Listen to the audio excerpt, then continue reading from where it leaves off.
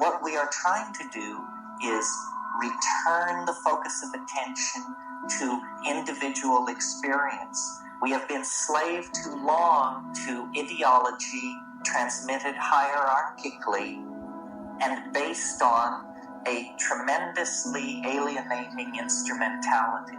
That's what science depends on now, a tremendously alienating instrumentality.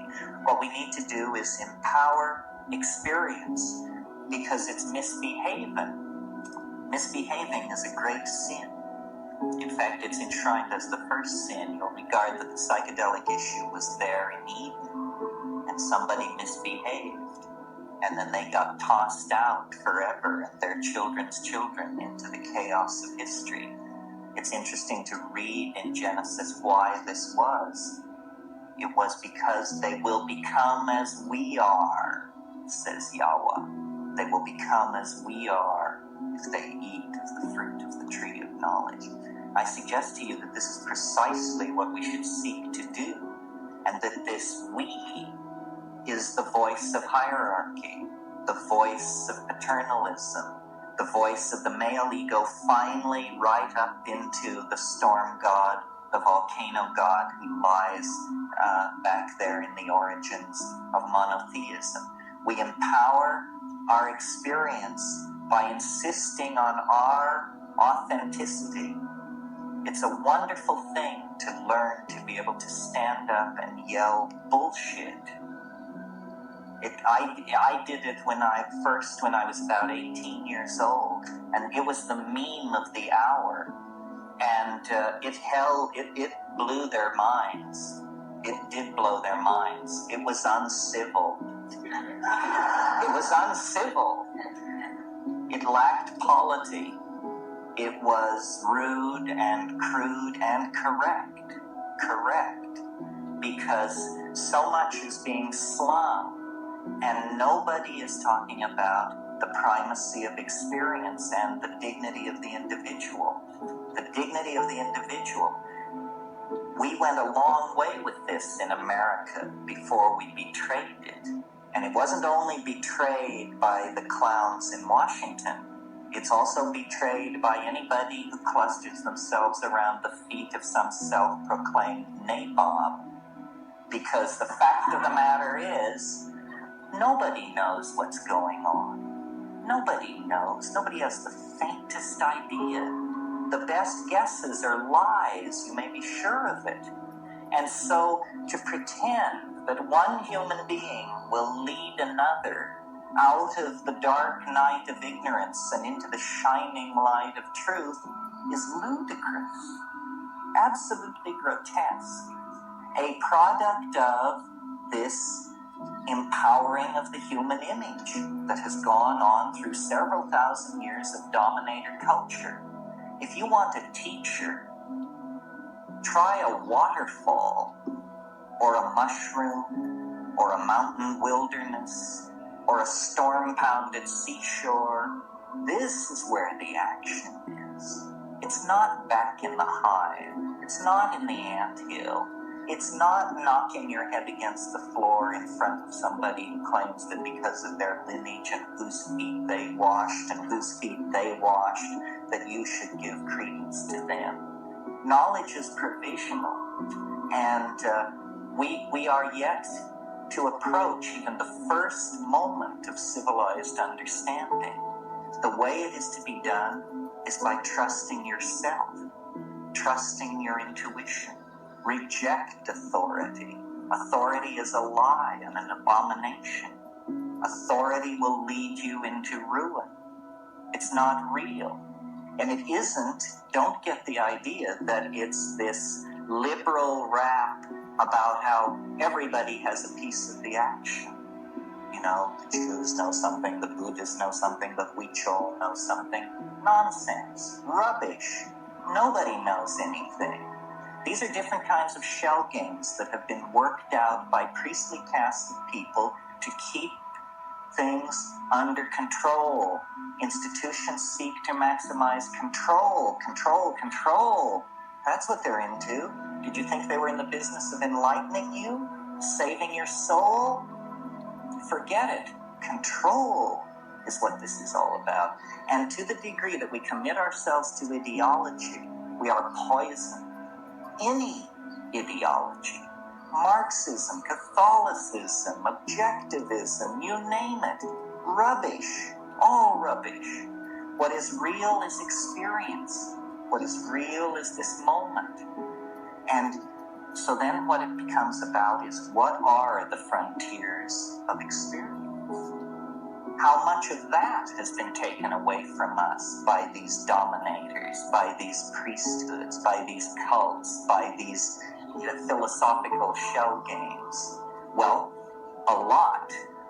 That's the whole story of history. Our growing unease, our growing dis-ease, our malaise is all about the fact that we are kept from the wellspring of experience.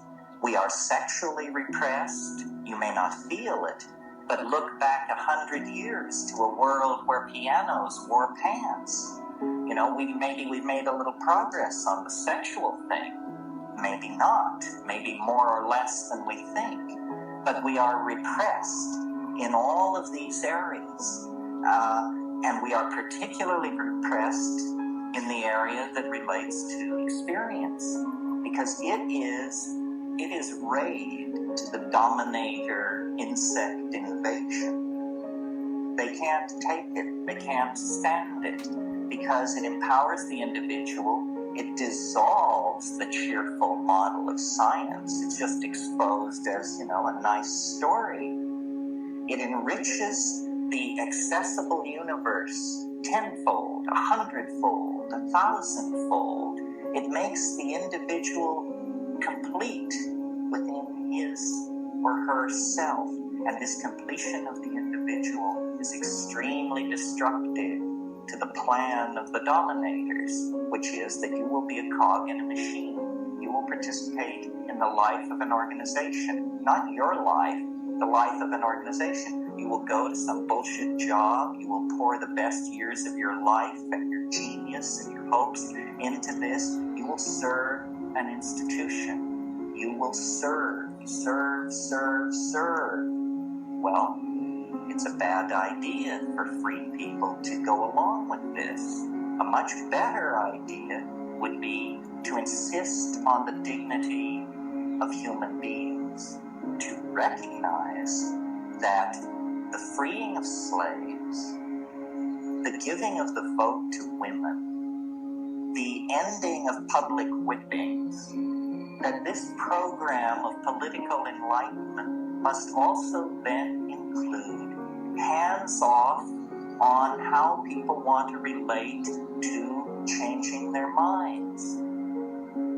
We are not interested in being sexually regulated by the state, and we are not interested in being intellectually, spiritually, emotionally manipulated by the state. The state should stand down. The state is acting as the enforcing arm of the dominator culture, specifically of fundamentalist screwballs who, are horrified by all this, by the notion that people would claim the authenticity of their own minds, that people would stand in the light of nature and reject original sin and the guilt from Eden and, the sins of the fathers and all this rubbish which is handed down.